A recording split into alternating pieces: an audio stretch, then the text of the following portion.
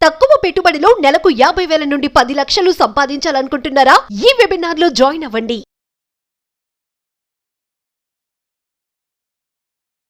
నమస్కారం అండి. డాక్టర్ శ్రీ ఆచార్య అనంతకృష్ణ స్వామి గారు. నమస్కారం. చాలా మంది అడుగుతూ ఉన్నారు మనీ మంత్ర క్లాసెస్ గురించి. ఎపిసోడ్ స్టార్ట్ చేసే కన్నా ముందు ఇన్ఫర్మేషన్ ఇద్దామని ఉంది. క్లాసెస్ ఎక్కడెక్కడ ఏ ఏ ప్రాంతాల్లో ఏ ఏ డేట్లలో పెట్టబోతూ ఉన్నారు? ఓకేనమ్మా. 8 సెప్టెంబర్ వచ్చి తిరుపతి, 15 సెప్టెంబర్ వచ్చి రాజమండ్రి అండి, 22 సెప్టెంబర్ వచ్చి హైదరాబాద్, 29 సెప్టెంబర్ వచ్చి అనంతపురం అండి, 6 అక్టోబర్ వరకు విజయవాడలో, అలాగే 27 అక్టోబర్ బెంగళూరు.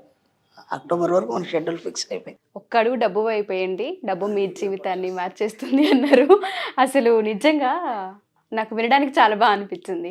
ఏం చెప్పబోతున్నారు ఈ ఎపిసోడ్లో? చాలా మంది అడుగుతూ ఉంటుంటారు. ఇప్పటికే ఆడవాళ్ళకి సంబంధించి ఎక్కువ టాపిక్స్ నేను అడుగున్నాను. పాజిటివ్ అండ్ నెగిటివ్ ఎనర్జీస్ గురించి మనం మాట్లాడుతూనే ఉన్నాము. ఏ ఏ విషయాల్లో ఇంకా ముందుకెళ్లాల్సిన అవసరం ఉంటుంది అంటారు? వేటిని వదిలిపెట్టాల్సిన అవసరం ఉంటుంది అంటారు? ఇక్కడ విచిత్రం ఏం జరుగుతామంటే డబ్బు పట్ల భయం మనల్ని ముందుకు పోనివ్వదు. ఫస్ట్ డబ్బు పట్ల భయం ఎందుకు ఉంటుంది మనకి అంటే చాలా భయం ఉంటుంది డబ్బు పట్ల. ఎందుకంటే డబ్బు సంపాదించడమే కాదు, డబ్బుని సంపాదించడంతో పాటు మనం దాన్ని ఏ విధంగా ఇంప్లిమెంట్ చేయాలి, ఇంకా దాన్ని వృద్ధి ఎలా చెందాలి అన్నప్పుడు దాంట్లో చాలా మెలకువలు ఉంటాయి. ఏదో అందరు అనుకుంటారు కదా వీడు కోటీశ్వరుడు బాగానే సంపాదించాడు కదా అని. దాని వెనకంత రిస్క్ ఉంటుంది. అవన్నీ దాటుకుంటూ అక్కడ దాకా రావాలి. ముఖ్యంగా మనం గవర్నమెంట్కి చూపించాలి, కొన్ని లెక్కలు ఉంటాయి, ప్రతి ట్యాక్స్లు ఉంటాయి, అవన్నీ ఉంటాయి. ఇప్పుడు మనకేమనిపిస్తుంది అంటే ఫస్ట్ చాలా సులభంగా డబ్బు సంపాదించాలి అనే మన కాన్సెప్ట్లో చాలా సులభంగా డబ్బు సంపాదించడం ఏంటంటే ఫస్ట్ భయం అక్కడి నుంచే స్టార్ట్ అవుతుంది. ఇప్పటిదాకా మనం కష్టపడితే డబ్బు వస్తుందని ఒక ఆలోచన ఉంది మనకి. ఇప్పటికి కూడా మనం ఇంత చెప్తున్నా సరే కొందరు మనసులో ఏం కోరికలు ఉంటాయంటే కష్టపడితే కదా డబ్బు వస్తుంది, హాయిగా కూర్చుని దగ్గర ఎలా వస్తుంది డబ్బు అనే ఆలోచనలు వస్తాయి. నేను 100 సార్లు ఏం చెప్తున్నానంటే మీకు డబ్బు రాదు, డబ్బు పరమైన అవకాశాలు వస్తాయి, ఆపర్చునిటీస్ వస్తాయి. వాటిని మీరు డబ్బుగా మార్చుకోవాలి. అంటే ఇప్పటిదాకా ఇంట్లో కూర్చొని నేను ఏం చేయలేను, నా ఇంట్లో కూర్చుండే ఒక గృహిణి కదా నాకు ఎలా వస్తాయని ఒక ఆలోచన మీకు ఉండొచ్చు. ఒక చిన్న ఎగ్జాంపుల్ చెప్తాను, గతంలో కూడా ఎన్నో చెప్పాను. ఒక గృహిణి ఉంది, ఆమెకి ఇన్కమ్ సోర్స్ ఏం లేదు, ఇంట్లోనే కూర్చుంటుంది, పిల్లల్ని చూసుకోవాలి, చేయాలి అనుకోకుండా మన క్లాస్కి రావడం జరిగింది. క్లాస్కి వచ్చిన తర్వాత నాకు పర్సనల్ అపాయింట్మెంట్ తీసుకొని మళ్ళీ వచ్చి అడిగారు, సార్ నాకు ఎలాంటి ఇన్కమ్ లేదు, నేను ఇంట్లోనే ఉంటాను కదా, మరి మా ఆయన చేస్తే తప్ప నాకు నడవదు. ఆ మాట కూడా నేను ఇంతకుముందు చెప్పాను. వాళ్ళే చేయాలి, మనం తినాలి, కూర్చోవాలి, అది మగవాడి ధర్మం, ఇట్లాంటి మాటలు మాట్లాడదు. ఇది కలియుగం, అందరూ చేయాలి, అందరూ సంపాదించాలి. ఓకేనా? కలియుగ ధర్మంలో మనకు మొట్టమొదటిది ఏంటంటే డబ్బే ప్రధానం. కాబట్టి అందరూ సంపాదించాలి, దానికి ఆడమగా తేడా లేదు కదా. కాబట్టి మీకు సంపాదన మీరు పెంచుకునే ప్రయత్నం చేయండి, ఎప్పుడు కూడా భర్త మీద ఆధారపడకుండా. ఆ అమ్మాయి అదే అడిగింది. ఇప్పుడు ఆయన్నే తెస్తే తప్ప నాకు ఇల్లు నడవదు, ఇప్పుడు నా పరిస్థితి ఏంటి అంటే నేను అన్నాను, నువ్వు అఫర్మేషన్ చేయమ్మా, ఎందుకంటే క్లాస్ విన్నావు కదా, సబ్జెక్ట్ ఐడియా ఉంది కాబట్టి అఫర్మేషన్ చేయండి. అఫర్మేషన్ చేస్తే ఏదో అవకాశం విశ్వం ఇస్తుంది. ఆ అమ్మాయి జస్ట్ 10th ఇంటర్ చదువుకుంది. ఓకే, ఇద్దరు పిల్లలు తన పని తను చేసుకుంటూ చెప్పినట్టుగా క్లాస్లో డైలీ అఫర్మేషన్ చేయడం మొదలుపెట్టాను. ఒక నెల రోజులు మనం ఒక 40 days మెడిటేషన్ చేయమని చెప్తాం. 1 నెల రోజులు కాగానే అనుకోకుండా ఎవరో బంధువు వచ్చేసి ఏం లేదు, అదే ఏరియాలో ఉంటుంది ఆమె కూడా, ఆమెది ఒక గ్రూప్ ఉంది, లేడీస్ గ్రూప్స్ అవి ఉంటాయి కదా, కాబట్టి నువ్వు ఇంట్లోనే ఉన్నావు కదా, మాకు ఎక్కువ చదువు రాదు, కాబట్టి మీరు ఏం చేస్తారంటే దానికి సంబంధించిన లెక్కలన్నీ రాయండి. ఒక ఆపర్చునిటీ వచ్చింది. ఇప్పుడు ఏమైంది, మేము నెలకి ఇంత ఇస్తాం, మా గ్రూప్ తరఫు నుంచి ఇంత ఇస్తాం అని ఈ అమ్మాయి చాలా స్ట్రిక్ట్గా వాటిని మెయింటైన్ చేస్తూ 1 నెల రోజులు దాన్ని చక్కగా ఒక పర్ఫెక్ట్గా మెయింటైన్ చేస్తున్నాను. వాళ్ళకి బాగా నచ్చింది. వేరే గ్రూప్ వాళ్ళు వచ్చారు. ఓకేనా, వేరే గ్రూప్ వాళ్ళు కానీ ఇప్పుడు 2 గ్రూపులు అంటే నెలకు కనీసం ఒక 10-15 వేలు సంపాదించడం వల్ల కూర్చున్న దగ్గర డబ్బు వచ్చింది. ఇప్పుడు ఆమెకి ఇంకొక ఐడియా వచ్చింది. ఇప్పుడు ఈ గ్రూపులలో లేడీస్ చాలా బిజినెస్లు ఉంటాయి కదా, వచ్చినప్పుడు ఏదో చర్చిస్తుంటారు కదా ఎప్పుడు కూడా, మీరేం చేస్తుంటారు. అప్పుడు ఒక 5-6 బిజినెస్లు ఈ అమ్మాయికి ఐడియా వచ్చింది, ఆపర్చునిటీస్ వచ్చినాయి వాళ్ళ ద్వారా. కాబట్టి ఏం చేసింది, నేను మధ్యవర్తిగా ఉండి మీకు నేను సెల్ చేసిస్తాను, మీ ప్రోడక్ట్ ఏదైతే ఉందో నేను మధ్యవర్తి, ఇంట్లో కూర్చొని చేశాను కదా, ఫోన్ ద్వారా మనం దీని ద్వారా చేయొచ్చు, అందుకంటే మనం బయట తిరిగే అవసరం కూడా లేదు.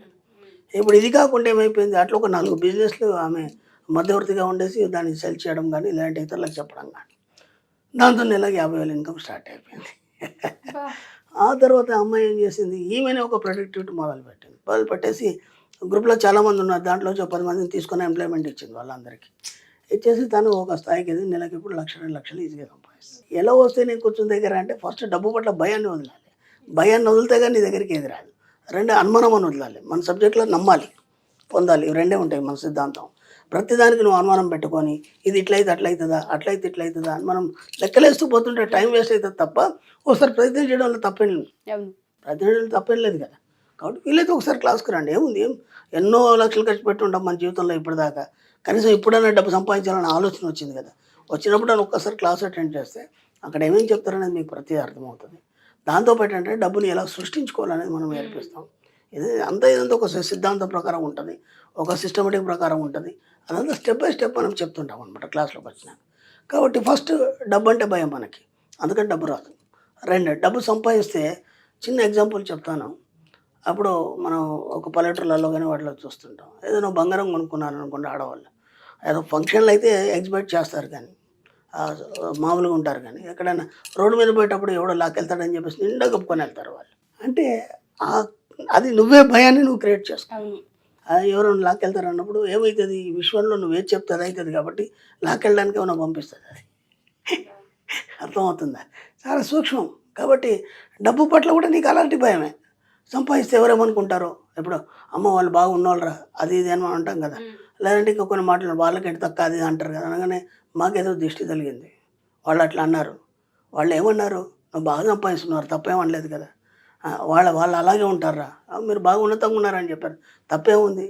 అలా అనగానే ఏదో అయిపోయింది మాకు అనే ఒక భయంతో ఇంకా మళ్ళీ పాత కథలకు వెళ్ళిపోవడం, నాకెవరేదో చేశారని చెప్పేసి అక్కడికి వెళ్ళడం ఇక్కడ వెళ్ళడం. ఇట్లా ప్రతి దగ్గర మీరు డబ్బు గురించి భయపడుతున్నారు. ప్రతి దగ్గర డబ్బు భయం. ముఖేష్ అంబానీకి ఎవరు చేయడు, మరి మొన్న అన్ని కోట్లు ఖర్చు పెట్టాడు కదా, 80,000 కోట్లు ఖర్చు పెట్టాడు కదా. మరి వాడికి ఏం చేయరు ఎందుకు, నీకెందుకు చేస్తారు, నువ్వు అంత పెద్ద కోటీశ్వరరాలు. కానీ ప్రతిదానికి నీకు అనుమానం ఎందుకు, ప్రతిదానికి భయం ఎందుకు? నువ్వు భయపడుతున్నంతసేపు డబ్బు నీ దగ్గరికి రాదు. First point. రెండు, మన సబ్జెక్ట్లో దేనికి కూడా వ్యతిరేకంగా పోవడానికి లేదు. నీరు పళ్ళ మెరుగు అన్నట్టు అటువైపు వెళ్ళాలి. మనకి ఏది అనుకూలం ఉంటే అది చేసుకుంటూ వెళ్ళిపోవాలి. ఇది నేను ఇలా చేస్తాను, ఇది ఎందుకు రాలేదని క్వశ్చన్ వద్దు. నీకు ఏదో వచ్చింది దాని ముందు స్వీకరించే మనస్తత్వం కలిగి ఉండాలి. మన గతంలో కూడా చెప్పుకున్నాం. కాబట్టి ఎక్కడ కూడా డబ్బు గురించి మీరు భయపడకండి. డబ్బుని ఎలా చూస్తారంటే, డబ్బు దేవుణ్ణి మనం ఒక రకంగా చూస్తాం, అంటే భయంతో చూస్తాం, పాపభీతితో చూస్తాం. అర్థమైందా? ఇలా చూసినంత మట్టి, దాన్ని చాలా గొప్పగా చూసినంత మట్టి మీ దగ్గరికి రాదు. డబ్బుని ఎంత చిన్నగా చూస్తారంటే ఒక చిన్న ఫ్రెండ్ లాగా చూడండి, ఒక క్లోజ్ ఫ్రెండ్ లాగా చూడండి. ఓకేనా? దాన్ని ఎంత ఈజీగా దాంతో మాట్లాడతారంటే, సరదాగా మీ పిల్లలతో ఎలా మాట్లాడతారు, డబ్బుతో కూడా మీరు అలా మాట్లాడడం అలవాటు చేసుకోండి. Hi money, thank you, I love you, మీరు నా దగ్గరకు వచ్చినందుకు మీకు కృతజ్ఞతలు, మీరు ఇంకా డబ్బును నా దగ్గరికి తీసుకొస్తున్నందుకు మీకు కృతజ్ఞతలు. అలా ఆకర్షించడం, ఆలోచించడం, దాన్ని ఒక కిస్ తీసుకోవడం. మీ పసిపాపను ఎలాగైతే ఆరాధిస్తారో డబ్బును కూడా అలా గుండెలకు అతుకోవడం.